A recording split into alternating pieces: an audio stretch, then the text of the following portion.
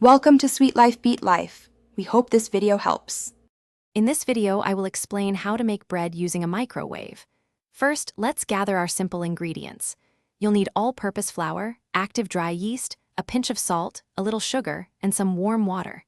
Make sure your water is between 105 and 115 degrees Fahrenheit to activate the yeast properly. Also, grab a microwave-safe bowl and your measuring cups and spoons. Having everything ready makes the process much smoother. Now let's get mixing. In your microwave-safe bowl, combine the flour, sugar, salt, and yeast. Give these dry ingredients a good whisk to ensure they are evenly distributed. Next, slowly pour in the warm water while stirring with a spoon or spatula. Continue mixing until all the flour is incorporated and a shaggy, soft dough comes together. Remember, for microwave bread, we're not aiming for traditional kneading, just a well-combined mixture.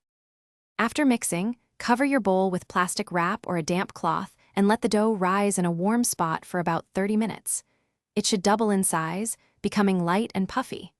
Once risen, gently punch down the dough to release the air. Now, carefully shape it into a small loaf or roll that will fit comfortably in your microwave-safe dish. Lightly grease your dish to prevent sticking, ensuring easy removal later.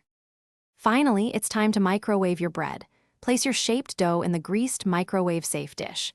Microwave on medium power, around 50 to 60% for 3 to 5 minutes. Cooking times can vary, so start checking at 3 minutes.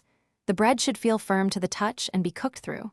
Let it cool slightly before slicing and enjoying your quick, homemade bread. For more great kitchen tips and deals, including those fantastic leak-proof containers for meal prep, check the description below this video. Thanks for watching. Consider subscribing if we helped you.